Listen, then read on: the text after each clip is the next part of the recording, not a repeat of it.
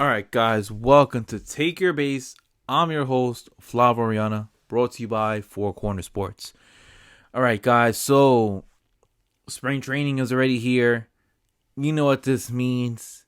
We gotta get some type of predictions going on. We gotta give some type of predictions on what's gonna go on this beautiful MLB season that's about to approach us sooner than you think. All right, so the Mets, the Yankees. All right, this is Four Corner Sports NY. We're gonna talk about, do these two teams have a real shot of making the World Series, if not winning it all? Well, as for the Mets, right? Let's go with the Yankees, all right? Let's let the Yankees take the first spot. The Yankees, right? Yankees made it to the ALCS last year, lost to Tampa Bay, right? And fell short. So what did they end up doing as of right now? Well, they got Corey Kluber. All right, he pitched today. Looked pretty good, in his first spring training start.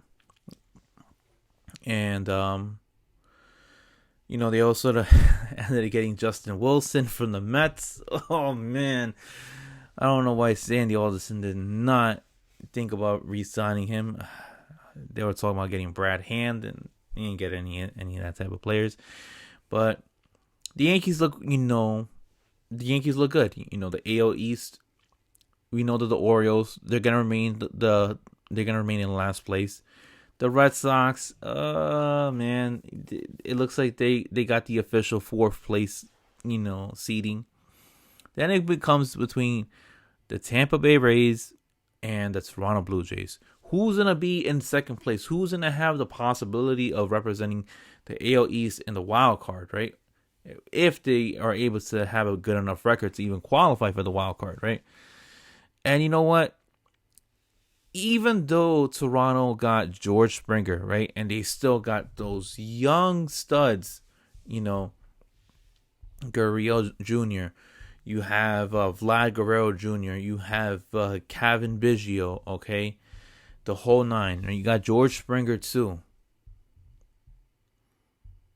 I just think that they're just too young, in my personal opinion. And that they're maybe 1 or 2 years away. They got Steven Matz. I think he personally needed a fresh start. I think him being too close to home was a little bit too very, very detrimental, and he just needed to get away from New York as far as possible. They sent him to a different country. And hopefully he does well. I have nothing against Steven Matz. I just think that it was just too much pressure with the New York media, and him being close to home. Maybe too much high expectations that he set for himself. That it was that a lot of the pressure was getting onto him. Maybe him going to Toronto is the best thing for him. But I do feel like Toronto's going to come out in third place just because of experience with Tampa Bay. Kevin Cash being there. I know that bonehead move, and it still rubs me the wrong way that he ended up pulling out Blake Snell in that Game 6, against the LA Dodgers.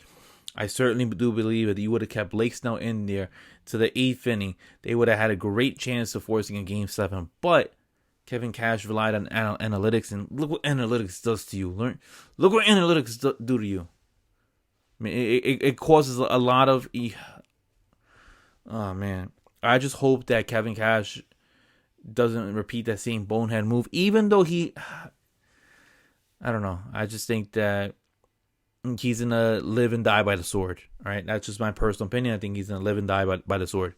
But anyways, as for Tampa Bay, I do feel that they're going to be in second place just because I think the New York Yankees are just too damn good. All right. They're most likely going to get close to like 95 to 100 wins. They're going to be the number one team in the American League. They're going to have more wins than Chicago. Then they're going to have more wins than Minnesota. They're going to have more wins than Houston or Oakland. I just feel that the Yankees are the class of the American League. And how far can they go? Well, if they run into Tampa again, I think they're going to be better suited.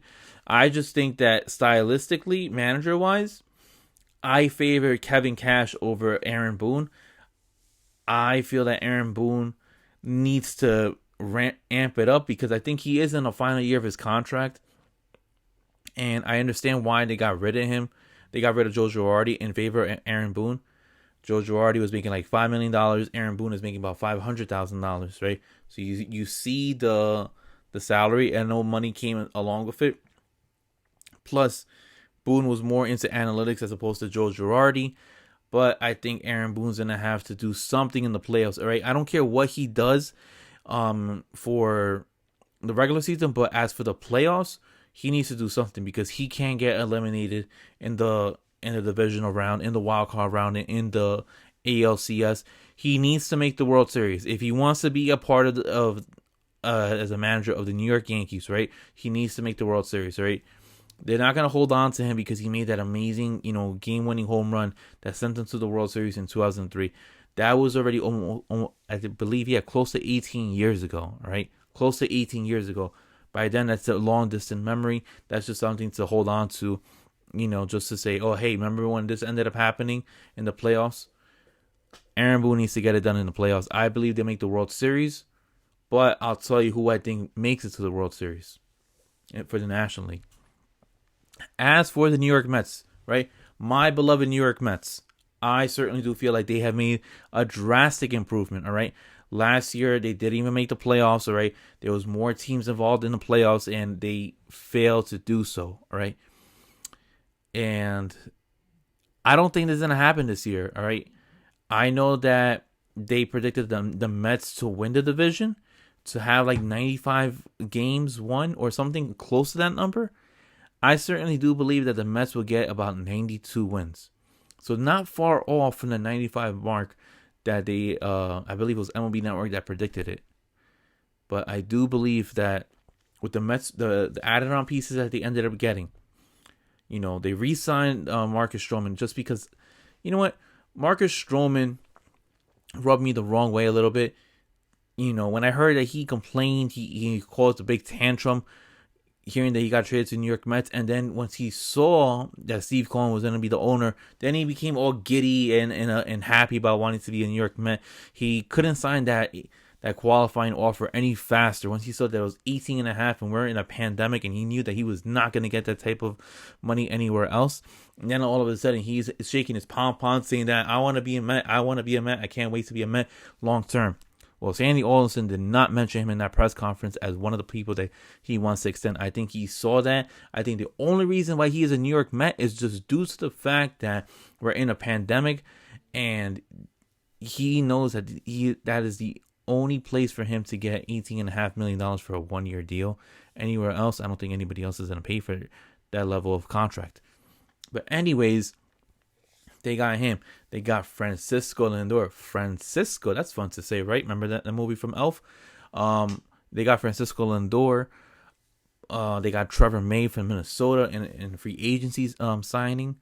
So they did really well. Also, did I forget? James McCann is going to be the catcher instead of the Buffalo himself, Wilson Ramos. So the Mets improved drastically. What ended up hurting them is that they're not going to have a DH, right? We would have loved to have Dom Smith being at first base over Pete Alonso, but Pete Alonso is taking it very personal. He wants to win the Gold Glove. He wants to be one of the best defensive first basemen in the league, as well as being one of the premier power hitters in baseball entirely. So let's see what happens with that. Dom Smith will be in the outfield. Pete Alonso will be at first base. But overall, I got to say the Mets most likely going to come off winning about 93 games. I think they're going to win the NL East. If at worst, they'll be at second place. They'll make the wild card. And who comes out in the National League? Well, I still feel the Cardinals are the class of the pathetic NL Central. I'm going to say it's the pathetic NL Central because it's the Cardinals and everyone else. I don't think Cincinnati's going to make it. I don't think Chicago's going to make the playoffs. Pittsburgh is nowhere near close. They're going to be They're going to be in last place. I think the only thing that they're going to be battling is just are they going to have a better record than last year after trading Josh Bell to the Nationals and Jameson. I can't pronounce his name. Taiwan. I know I'm butchering these names. I'm not that great with the pronunciation, but I know they ended up trading Jameson to the Yankees All right, that was Garrett Cole's good friend, and Garrett Cole put in a good word that he should be a Yankee, so they ended up making the trade for him.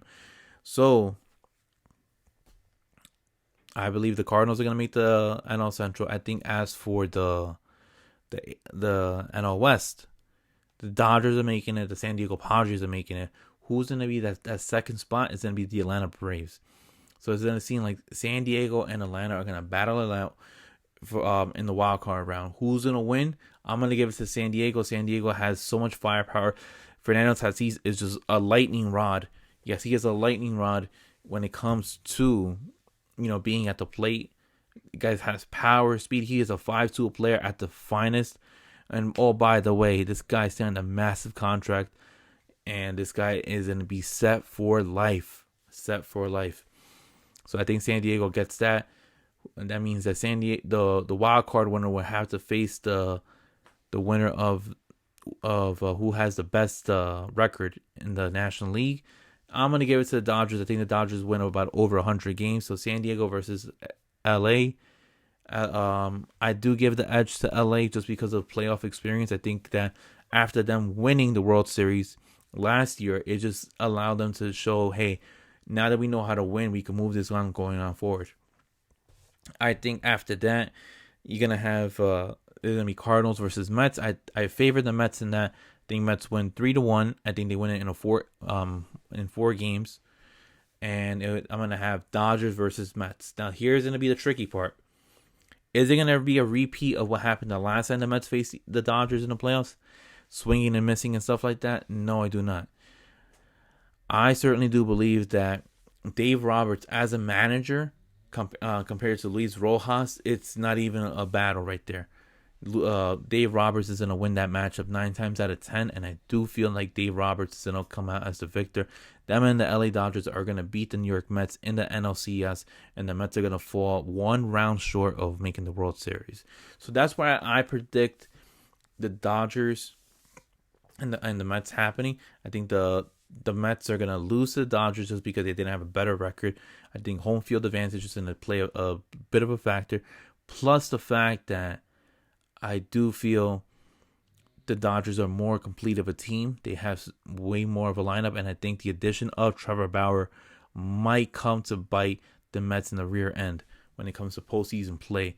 You throw in Walker Buehler, you throw in Julio Urias, Clayton Kershaw, Trevor Bauer, Dustin May, you name it. It's just so much firepower coming in from the LA Dodgers. I think the Dodgers have a great chance of making the World Series, and I predict they're going to make the World Series. So now we have the Yankees and the New York Mets. Well, Garrett Cole facing his old, good college teammate Trevor Bauer. That's going to be one of the headlines right there for the 2021 World Series. But overall, I got to say, I think the Dodgers repeat again.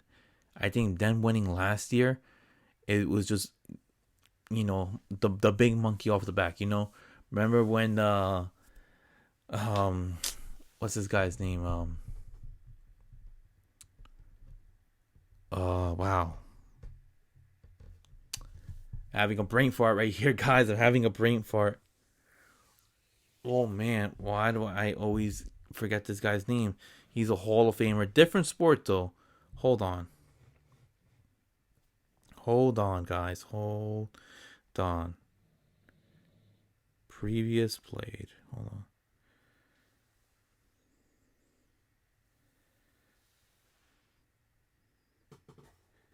Jeez. I can't believe I messed up here.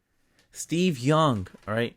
Remember when Steve Young had the monkey on it? They ripped the monkey off his back, figuratively, when he won the Super Bowl. I think that's what ended up happening with the LA Dodgers. They won the World Series. That monkey got ripped off the back, and now they're able to keep on winning, moving on forward. I think they beat the Yankees in a 6-game series. I think it's going to be the most watched World Series.